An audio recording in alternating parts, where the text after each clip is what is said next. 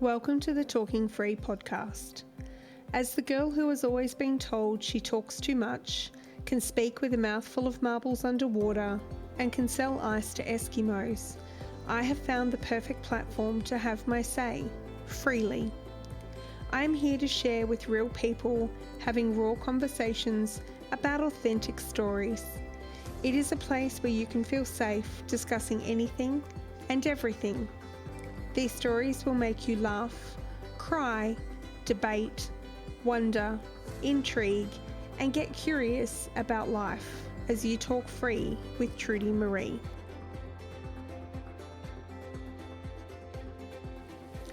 Please note that the following podcast may contain discussions or topics that could be triggering or distressing for some listeners. I aim to provide informative and supportive content, but understand that certain themes may evoke strong emotions or memories.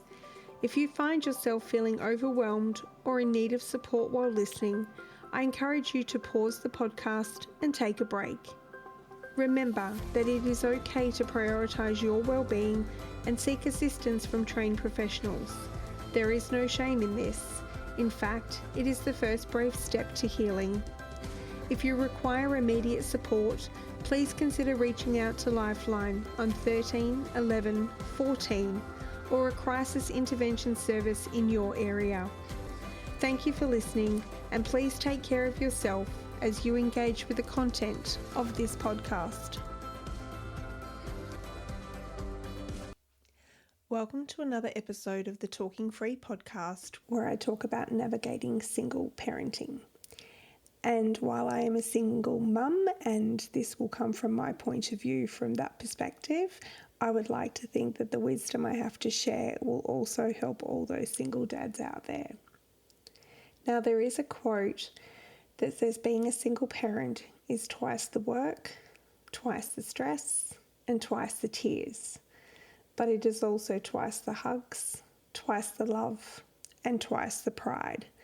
And I really do love this quote, as for me, it is so true. Now, I became a single mum in 2006 when my daughter was just 5 years old and my son was 4 years old when my husband left me. Now, in that time, I had already been raising them primarily on my own, basically due to their dad's long work hours and commitments, and also his sporting commitments. It just seemed like he was always out doing something and I was always at home dealing with the kids.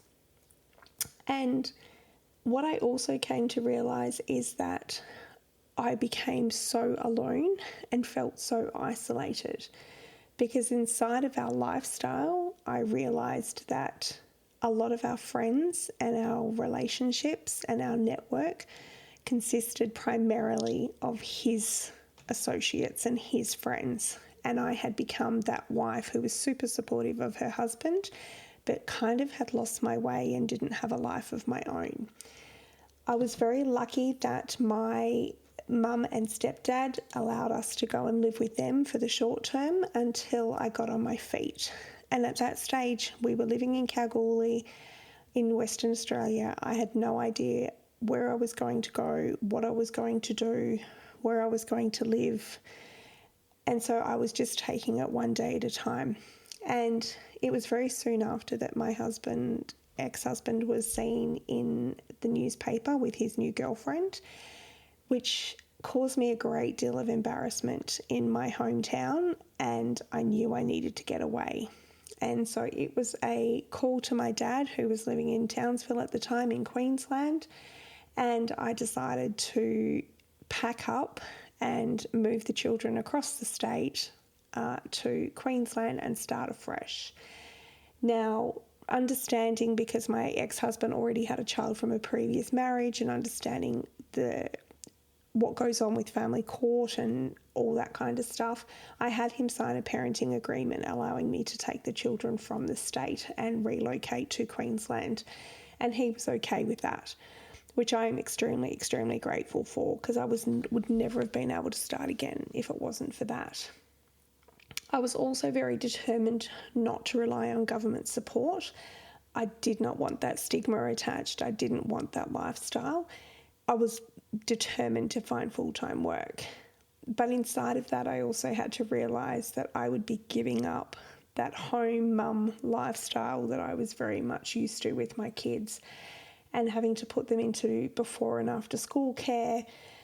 I would have little time for weekend activities. I would have to miss many school events. And it was a whole new way of having to deal with my life and my children's lives and how we were going to go.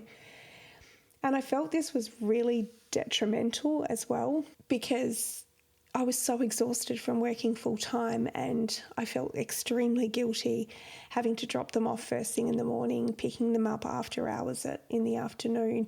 It was literally showers, bed, any homework.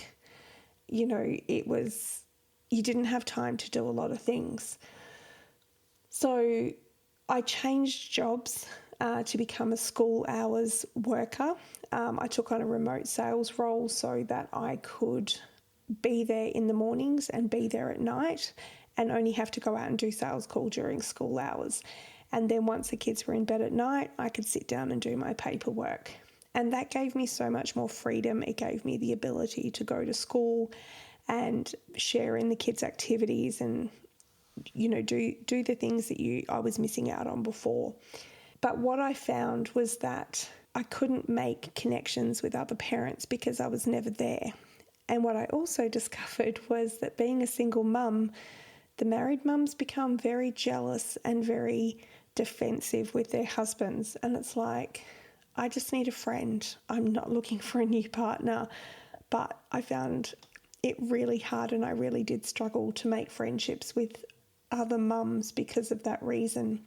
While I was in Queensland, I met somebody who became my partner, and we moved for his work. And I was able to still work from home, and I was also able to study. But one of the things that really became a red flag for me during that relationship was that he said that my kids were my responsibility. I chose to have them, and they were all mine. And I really couldn't understand why he'd taken on me as a partner, given that I had children. Like, if you wanted a single, couple lifestyle, then why didn't you pick somebody who didn't have children? So that relationship ended pretty quickly. Then I moved back from Queensland to WA, and it was the same situation. The kids were a little bit older, but I still had to work full time again. And it made it really difficult, and I felt extremely guilty having to leave the kids home of an afternoon after school. Most mornings I was able to take them to school, or they could walk, and then in the afternoons they were left on their own. And it was during that time that I decided to become a police officer, and I really sat down and asked the kids if that was going to be okay with them, because I knew that they would be on their own for much longer and that I would be around less because I would have to start working shift work. But given that they were in early, high school years, they were about 14 and 15, I knew that they would be able to cope and that this was something better for all of us long term, or so I thought. So that's sort of a general overview of how I came about being a single mum. Now I want to go into the things that I actually discovered, or things that I created inside of being a single parent to be able to survive. So when you are a single parent, you literally become mother, father, friend, and foe. And I tell you, it's fucking tough. There was many nights where I would go to bed in tears. I would lay awake worrying on how I was going to pay the bills, how I was going to be the best parent I could be, how I was going to make everything work. And, you had to play good cop, bad cop. You had to, wipe away the tears and provide the hugs, but you also had to be the boss and tell them what to do and how to do it. But then you could also still celebrate with them and enjoy the smiles. So we became super, super close, us three, my two kids and myself. And over time, I realised I was also becoming the third wheel. as my two became close, supporting each other. And this was especially as I was working full time and couldn't be there for them all the time, that they only had each other to rely on. And even to this day, as young adults, mum misses out on half the conversations and doesn't know what's really going on in their lives, but I can guarantee that they know what's going on in each other's lives. I was very, very lucky as a single parent that their dad provided child support for the whole time. However, that was it. There was never any extras. There was never any assistance in any other way. It was like, this is the amount I have to pay and this is all you're getting. There was never any emotional support, even when it came to dealing with the children. And I found that in order to maintain the relationship with the kids, that I would be the one that was making sure that they phoned their dad and that they stayed in touch with their dad, and that I rang him regarding school reports or what was going on at school or any of those situations. And then even when they got sick and they required, surgery or medication or braces, it was always me doing all the emotional support for them. He was never around to do that, and that became extremely difficult. There were also times where money was extremely tight, and I never ever wanted my kids to see that. So there were times where I would be the one that went without, where I would be having tea and toast for dinner, or a simple Vegemite sandwich for lunch at work with a coffee, because I wanted to make sure that they had everything they needed, and I would go without to make sure that happened. So I became an expert at budgeting, and I could make every cent go further. Like, my kids never ever wanted for anything, and I was very clever in how I made things work. I also wanted my kids to still be able to do something after school. I never wanted them to miss out completely. And so they were allowed to do one activity, and they had to do that one activity for at least the season, and they couldn't change between. They could change at the end of the season, but not during. And they had to understand too that that was all that I could afford. So my daughter did cheerleading, and it broke my heart, and it broke her heart the day I had to make her give it up, because I could no longer afford it, because the competitions became more expensive. There was travelling involved. I would have to travel with her, as I didn't want to let her go on her own, being a young teenager. And I had to make a choice, and I know it broke her heart, and I know there's probably a certain part of her that holds a grudge to me to this day, but it was one of those things that you had to do. My son, he had a variety of things. He played football for many years until he decided that no, he wasn't rough and tough enough to play football. He started to do ballroom dancing like his brother until his brother moved overseas, and so he gave that away. And that's when he started getting into his music and guitar. And it's funny that, he's a DJ now, so he's never lost his love of music. One of the other things that I soon learned to do was not become as fastidious in the house. And I grew up with my mother, who was the cleanest, neatest person I've ever come across. Everything has its place, almost to the point where she's OCD. And I used to follow a lot of her rules and do the same sorts of things. But as a single parent, I realised that I did not have the time, and that some things would have to go by the wayside. So the washing got done, but I always used to put socks and underwear into the clothes dryer because I didn't have time to stand there and hang it all out. When clothes got folded, the underwear didn't get folded. It just got put straight into an underwear drawer because I didn't have time to fold it. And the kids had the job of pairing all the socks up. Uniforms, however, were always a priority, whether it was my uniforms or the kids' uniforms or the kids' activity uniforms. They were always prioritised. Sheets and towels, things like that got done once a week, and my cleaning got done once a week because I just didn't have the time to either one, do it, or two, to worry about whether it was getting done. As long as everything stayed tidy, the dishes got done daily, the bins got put out, the toilets got cleaned daily, that was all that really mattered. And because money was tight and things were quite strict, I didn't have a lot for other things. And so Friday night movie night became a thing and it became a treat. And so instead of being able to take the kids to the movies, I would make a treat night at home. So we would get takeaway for dinner, we would pick a movie, we would have popcorn and lollies and chocolates and cool drinks, and it became a great way that we would get together over Friday night movie night.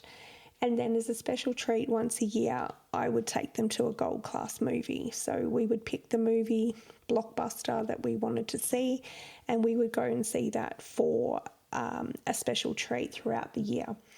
The other thing we missed out on was holidays. Now, the kids were lucky enough that they were able to fly back to WA or fly down to Brisbane to catch up with their dad, and we would pay for airfares. We'd split that 2 ways. So the kids got to go on various holidays. However, with me, they never really did. We would explore the local area on the weekend, but we were never able to have what I would call a true holiday. So the first holiday I had with them wasn't for 6 years. In 2012, when I took them down south on a tour of the southwest, and it was a holiday that I had done myself as a child, and I wanted to kind of reminisce about that and take them to all the places that I had been to. And we had an absolute ball. And where we stayed in this little cottage, we end up going to on a number of long weekends over the next couple of years, as it was just a really beautiful place to go to. It was relatively cheap, and we always had a great time when we went away there. So it wasn't until 2015, the year I turned 40, that I actually took my children on their first overseas trip to Bali.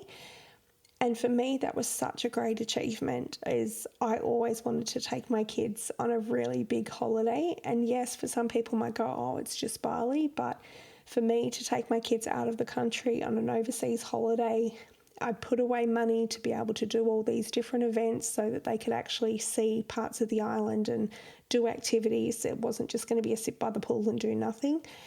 And we had such a beautiful, amazing time that I will never, ever forget.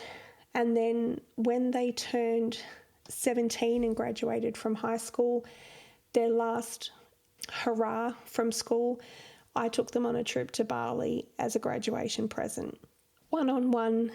And it was a time for me as a mother to just celebrate my child, have them, celebrate their years and their graduation from high school.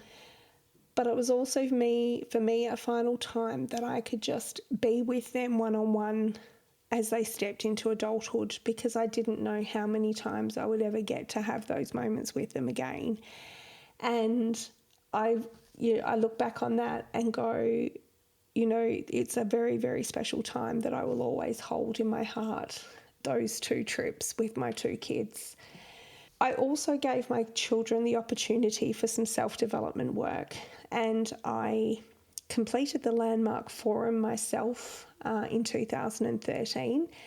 And then when my children were both 15 and 16, because you needed to be 15 with an adult to be able to do the adult forum, I went through the forum with them again to set them up for their future within personal development, to start making them aware of any traumas that they may have, and realise that there is way more to life, that just because they were from a family of a single parent and that they had limited childhoods did not mean that their adulthoods were going to be limited.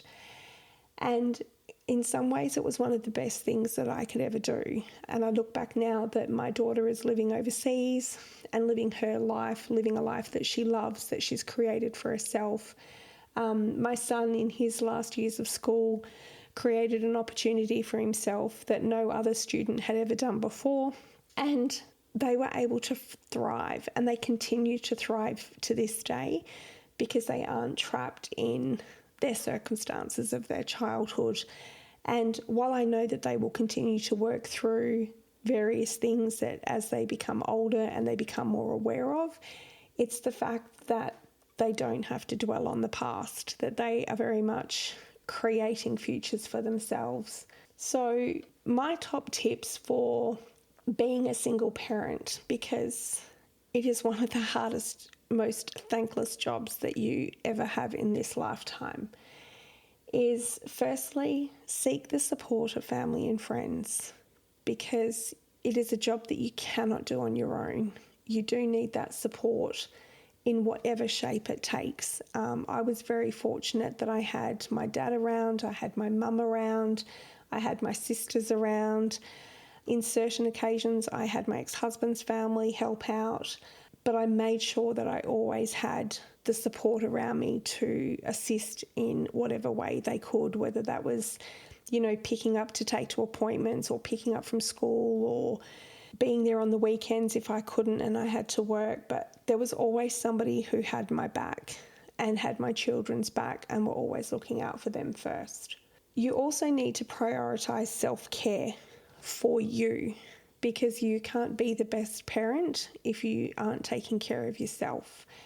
And believe me, that can be extremely tough when you want to always give to your children. So the two things that I used to do all the time, and I still do to this day, is one, I love my baths. My baths were like my way to wind down and relax at home. And the other thing was to get my nails done. It was something I'd started doing as a teenager when I first started retail work, and it was the one thing I refused to give up being a single parent. I could go without fashions, haircuts, alcohol, going out, anything like that. I just refused to give up having my nails done because that was the one treat that was purely for me. The other thing I say to do is to establish a routine and delegate responsibility to your kids, because once you have a routine down pat and they know what's going on, you know what's going on, and then they also get to be responsible for either certain chores or certain things to be done, then it takes the pressure off you and everyone knows their part to play in the family dynamics, and it really does help.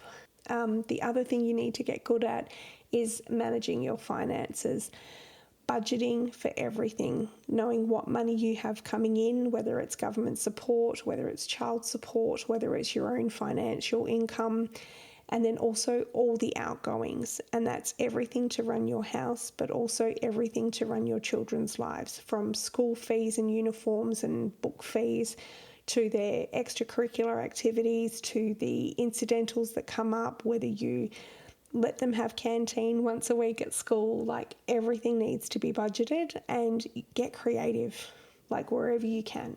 Stay organised.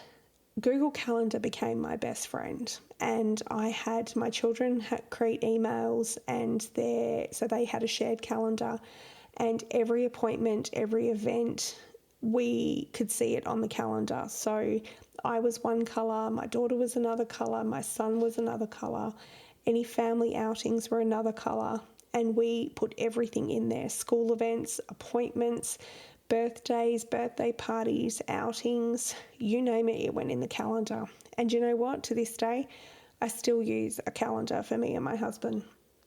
So it is a great little tool to stay organised. And inside of that, communication is key. I was an open book with my children. There was never ever a topic that was taboo. They could come to me for anything and everything, because I wanted them to feel safe at home, and I wanted them to get the right answers from me first, and not to kind of have to go elsewhere or find out the wrong thing or go trolling on the internet and come across God knows what else in the process. So one of the funny things for me is that in one of the rentals that we lived in, it had a shower curtain, and the shower curtain became like a confessional. And whenever I went for a shower, instead of having peace and quiet and time to wind down, the kids took that as their opportunity to tell me whatever they needed to tell me and ask me whatever they needed to ask me. And some of the conversations we have are probably not appropriate for this particular episode, but boy, was it interesting. They kept me on my toes. The other thing you need to do for yourself is have some compassion for yourself. It took me a very, very long time to be able to acknowledge that I had done an awesome job of raising two beautiful children, because it's bloody tough. And if you can sit back and acknowledge that you are doing the very best job that you can, and that you are raising your children the best way you can. And that you say that to them as well, that you're only doing what you know is to be right, because there is no rule book. There is no guide on how to be a parent. We all just have to wing it. And yeah, just having compassion for yourself makes it so much easier in the long run. And finally, stay positive and find a reason to celebrate, because the days can be tough. There can be shit that happens and you have to deal with it and you're dealing with it on your own. But when you can find a little win or a little celebration here, whether it's something the kids did at school, whether it's a milestone that you've reached or a goal that you've reached, or it's just that you got through a day without anything going wrong, like it's always nice to just have those little wins and those little celebrations along the way. And inside of that, I hope that, as you grow further from becoming a single parent and you move into a new relationship, is that you find somebody who takes on your kids and loves your kids almost as if they're their own.